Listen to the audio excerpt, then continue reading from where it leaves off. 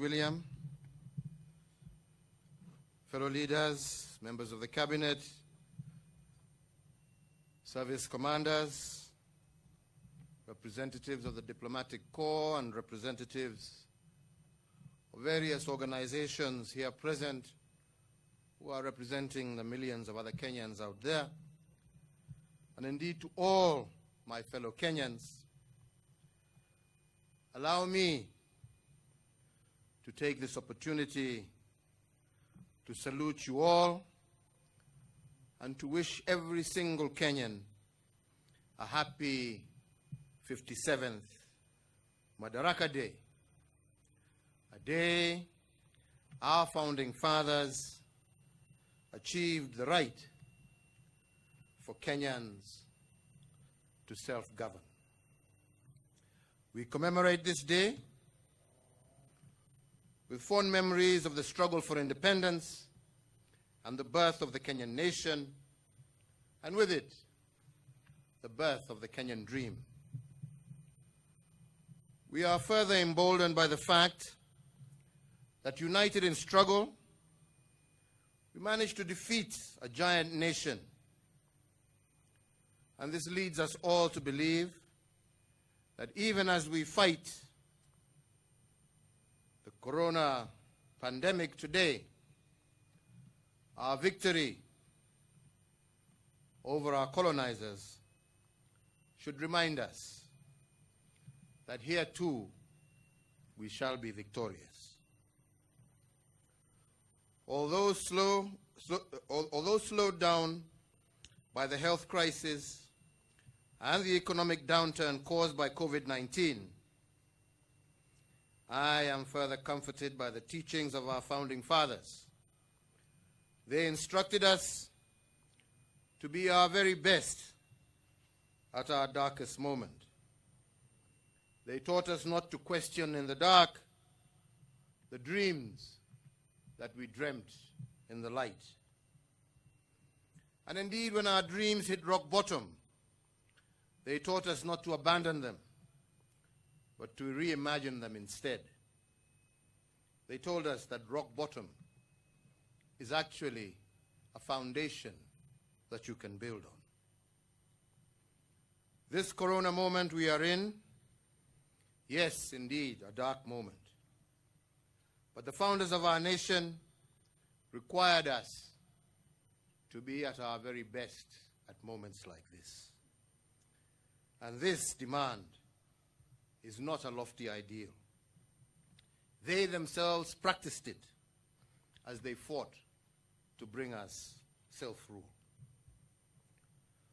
Fellow Kenyans, self-rule required dreaming heroically, embracing the unknown, and offering to die for an ideal. But this was not an easy feat, as thousands lost their lives at battle. The dream of Madaraka increasingly became nothing but a bridge too far. Yet in their darkest moments, our founding fathers did not abandon the course. Instead, they reimagined it, they regrouped, and they re-engaged differently. Many died before they breathed the air of freedom, but many more lived to witness the flowering of a new nation.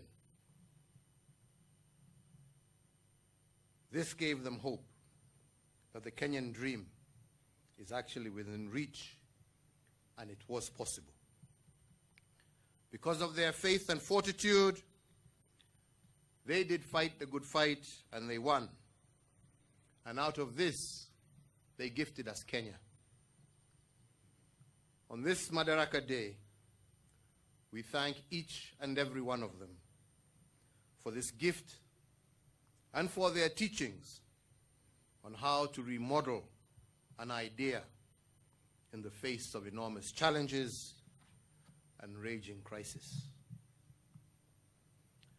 Today, therefore, and all future Madaraka Days, I call upon all of us to ponder the state of the Kenyan dream. And in pondering it, we must remember that Kenya is still a work in progress. Similarly, as we reflect on the progress we have made, as we look inwards for self-introspection, we must not over-criticize ourselves. And I say so because in the subconscious mind, we become what we repeatedly do. If we repeatedly feed our national psyche with negative energy, we become an nation of angry and frustrated people. Yet dreams cannot flourish in a negative environment whose main currency is anger and animosity. Fellow Kenyans, this Madaraka Day, I want us all to reimagine Kenyan. More so because COVID-19 has forced us into a situation where we have to reset our national systems. But to reimagine our dream and nationhood, we must also reflect on our history, because history has laws that show us the future. We must begin by asking ourselves a number of questions. How was the Kenyan dream imagined in the very beginning? And how did we come to be? How did the original blueprint of Project Kenya look like? Let us make a historical inquiry in response to these questions. Fellow countrymen, 2 years after Madaraka Day, our founding fathers adopted sessional paper number 10 of 1965. It was entitled African Socialism and its application to planning in Kenya. This was the vision document for our young nation and was full of dreams for the future to come. It envisioned a Kenya with an Africanized economy, an economy largely locally owned, whose industries were producing for regional markets, and in which technology was the light and heat of commerce. A nation that drew from itself for itself. This dream was further articulated by Jaramogi Oginga Odinga in his book, Not Yet Uhuru, that was published in 1967. The central theme of this book was that independence was not complete until the economy was in the hands of Africans. Jaramogi envisioned a Kenya that was unapologetic about its Kenyanness, a Kenya that could stand on its own feet in a world unfriendly to the African people, and a Kenya that is capable of enterprise and development in fields beyond our shambas. Then there was Tom Joseph Mboya, one of the other founding fathers, who echoed the dream. In his book, Freedom and After, he reminds us that great things are made of a series of small things, and that the making of a nation is the work of many small events and transitions, many small failures and successes. But Tom Mboya's main reflections were on constitution making. Having been involved in the Lancaster constitution making process in the 1960s, Mboya cautioned the nation against constitutional rigidity. In particular, he argued that the Constitution cannot be useful to a country if it is an end in itself. A good Constitution must be responsive to the aspirations of a nation and be a means to a greater end. And if the political architecture provided by a constitution cannot support the growth and progress of a nation, that constitution becomes a cancer to the body politic. On his part, the founding father of the nation, Mzee Jomo Kenyatta, imagined a free Kenya as far back as the 1930s, while at Manchester in the United Kingdom. His dream is painted in his books, Facing Mount Kenya, as published in 1938. And in this dream, he cautioned us that the seed of freedom will only take root if our mindset is focused on the right thing. In the business of building the nation, he warned that we must not focus on what has been done, for our focus should be on what remains to be done.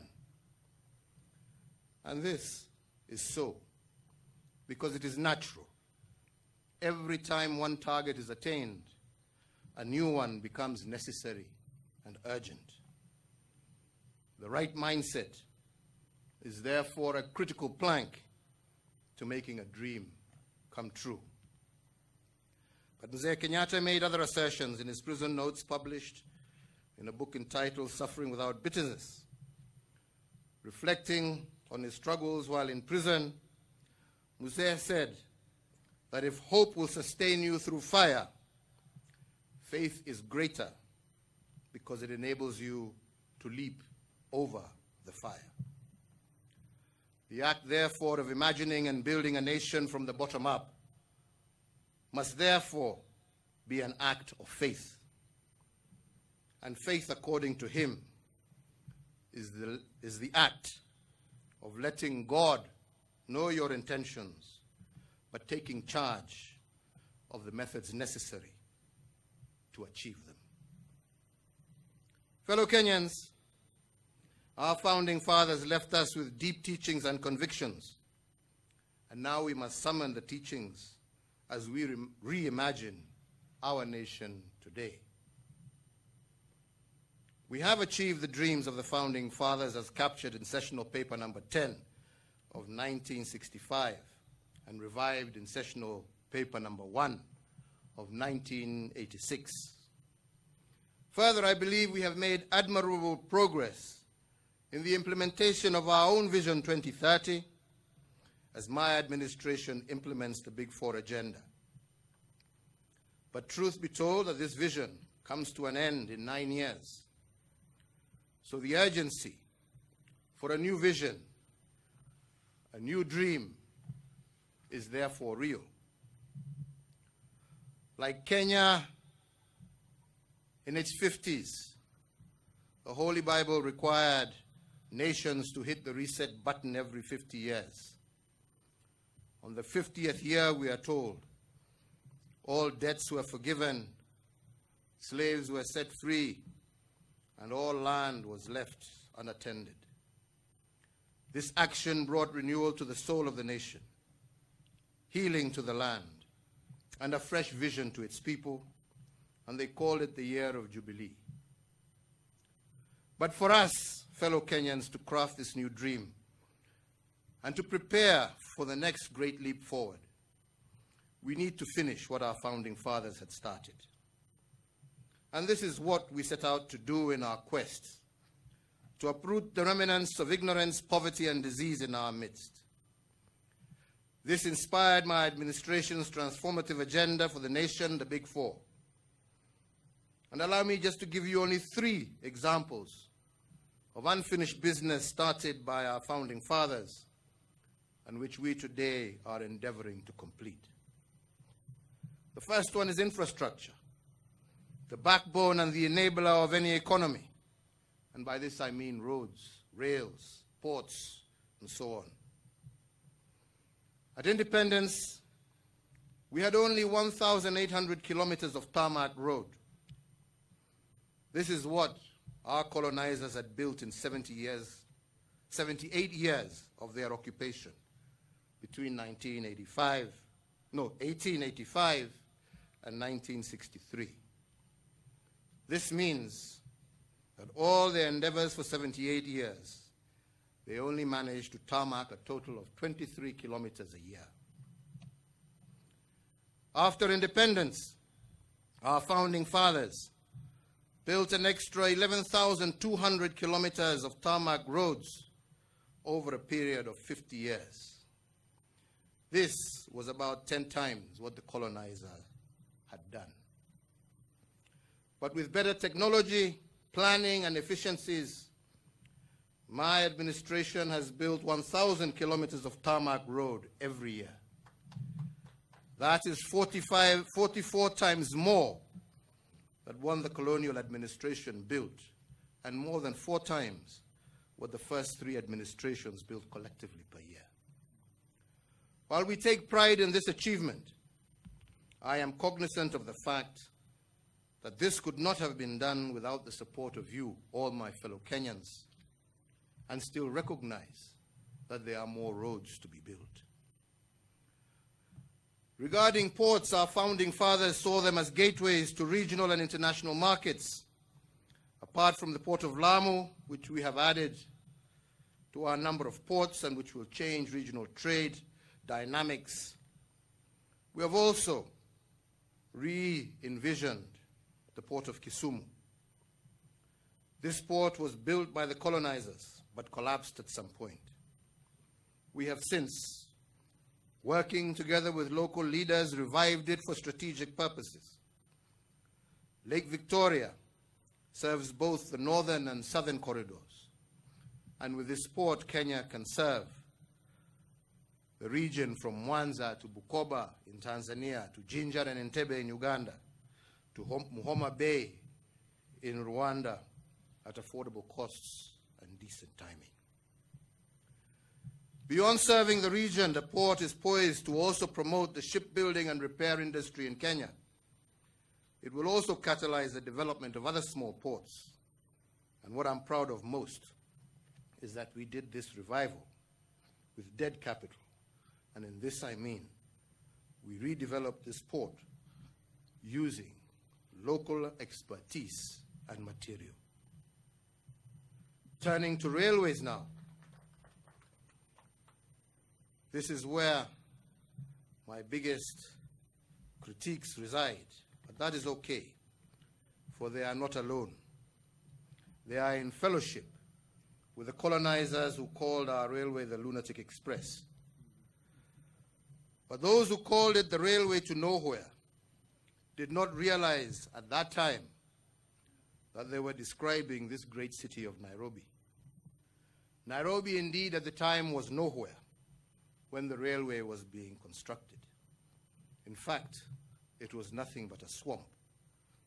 And that is why Sir Charles Elliot, the man who supervised the building of the railway, observed, "It is not uncommon for a country to create a railway, but it is indeed uncommon for a railway to create a country." End of quote. Nairobi, and indeed most of our country, were created by the railway. And that is why, apart from the SGR, I am also reviving the defunct Nairobi-Nyanyuki railway line that traverses 6 counties. We are also in the process of rehabilitation of the Naivasha to Malaba meter gauge line, which is also about to commence. This rehabilitation of these central railway lines is part of a bigger development strategy to link the hinterlands, not only of Kenya, but of our region, with Lamu Port, our port in Mombasa. And that is why the Southern Sudan-Ethiopia transport corridor continues to remain important. I believe that when this happens, then Kenyans can expect new markets to emerge along these railway lines and new cities to blossom in response. The second example of unfinished business from our founding fathers regards the dignity of our people. The freedom struggle was about liberating Kenyans from the poverty of dignity, amongst other freedoms. 3, to fight what the founding fathers called ignorance, My administration has carried out extensive reforms in the education sector to make it more competency-based and to allow our children to be better prepared for future jobs. We have secured the place of pride in the continent as the home to the highest transition from primary to secondary education on the African continent. Additionally, the technical and vocational training is taking root as we seek to reposition our human resource for the ever-evolving world economy. But the human side of these reforms has also focused on electrification. We have connected 99% of all our schools to electricity. And as we did this, we also realized that a substantial part of learning happens at home, even in better days. That is why we were motivated to do our Last Mile program, connecting homes to power. For the record, it is indeed worth noting, fellow Kenyans, that after 78 years of colonial rule and 50 years of independent administration, only a total of 4.5 million households in Kenya were connected to electricity. But from 2013, and in only 7 years, we have connected close to 3.5 million households, bringing the number of households connected to electricity close to 8 million. This means that we have done 15 times more than the previous administrations to connect our people to electricity. We take pride in this, not because we are better, but because we have to finish the business of our founding fathers in order to envision a new dream. And we take cognizance that we too shall not finish, but we shall also leave a foundation for future leaders to continue. If electricity and education reforms are supported to fight ignorance, our efforts to fighting disease are in the universal healthcare program. Our healthcare reforms are far beyond what our forefathers expected.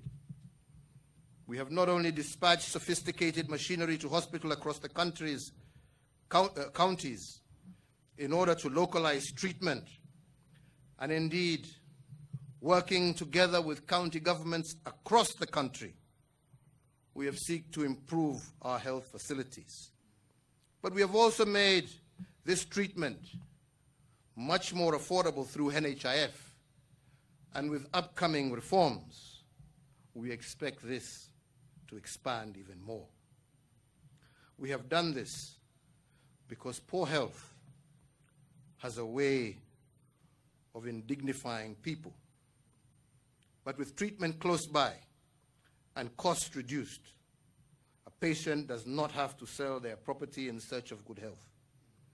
If this was the dream of our founding fathers, then it is our obligation to achieve it. The coronavirus pandemic has highlighted the urgency on this endeavor. And once again, I wish to give my thanks and indeed praise to our county governments with whom we have worked hand in hand in this endeavor. My third example is about land. A critical motivation for waging the war of liberation against the colonial rule was land. Regaining our land from the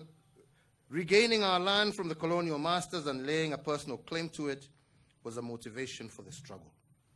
And that is why the title deed became a sacred emblem to many Kenyans. It is a token earned from a struggle of sorts. After 50 years of independence, 6 million title deeds were issued by 2013, when I assumed the presidency of our nation. This was a motif of our faith in the struggle. In the 7 years of my administration, we have managed to add a further 4.5 million title deeds that have been issued under my administration. And this was done to keep the promise of our founding fathers alive. These are among many other programs and projects aimed at realizing the dream of our forefathers. Fellow Kenyans, as I have already mentioned, Mzee Jomo Kenyatta taught us that we must not focus on what has been done. Our focus should be on what remains to be done. But in giving you the 3 examples of my achievements, I was not telling you what we have done. I was telling you why we did it. We did it in order to finish the business of our founding fathers, so that we can indeed reimagine the Kenyan dream. I now want to shift to 2 things that I believe remain to be done in order to reimagine our new Kenya. The first thing goes back to T.J. Mboya and the thoughts he expounds on in his book Freedom and After, and his collection of speeches that were published under the title The Challenge of Nationhood. 50 years ago, Mboya warned Kenyans against constitutional rigidity. As I have already mentioned, he told us that a constitution is not an end in itself. It is a means to a greater end. It is a living document. And if certain elements of the Constitution outlive their historical purposes, they become a cancer. They must be removed, or they will infect the good elements of the mother law. And that is why, fellow Kenyans, we removed Section 2A that had been added to the Independence Constitution in the early 1980s. We removed this section in 1991 in order to create a multi-party system. Why? Because this Section 2A had outlived its historical purposes, and it was morphing into a political cancer. Then after the 2008 violence, we embedded the National Accord and Reconciliation Act into our Constitution to expand the executive arm of government. This happened out of historical necessity.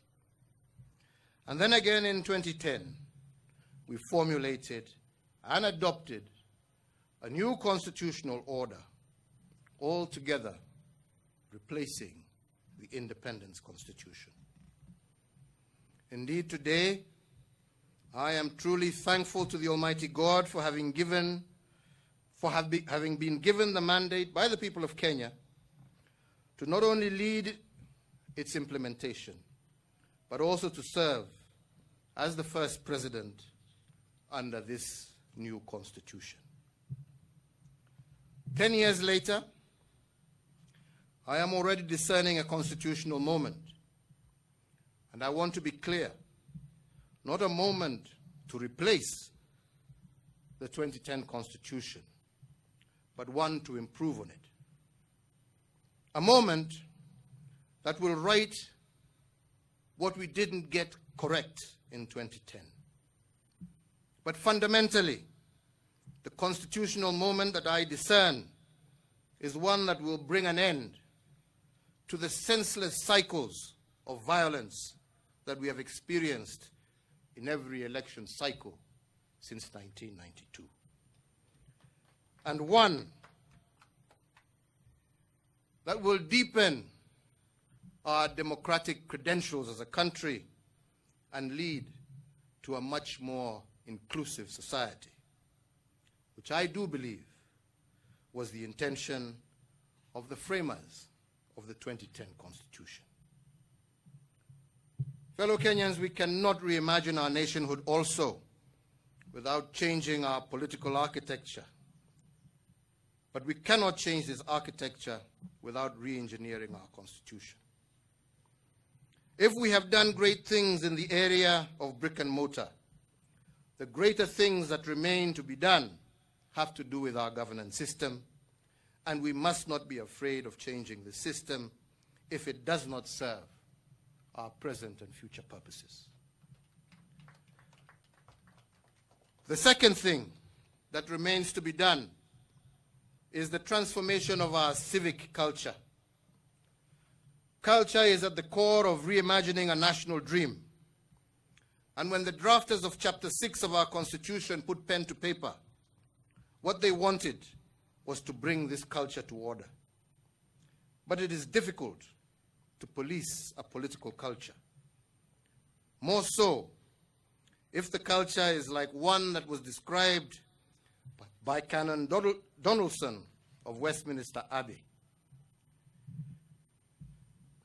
Canon Donaldson, on March 20th, 1925, spoke of a culture that thrives in politics without principle, wealth without work, pleasure without conscience, knowledge without morality, science without humanity, and worship without sacrifice.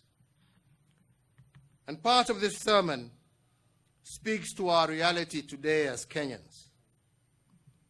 If we are to push the reset button and reimagine our dreams as a nation, we must transform our civic culture to one that is based and biased towards duty, hard work, and integrity. Fellow countrymen, we need political leaders totally committed to promoting not themselves, but what will transform lives of our people in line with what our founding fathers yearned for. Indeed, as Martin Luther King Jr. said, and I quote, "We need political leaders not in love with money, but in love with justice. Not in love with publicity, but in love with humanity." End of quote.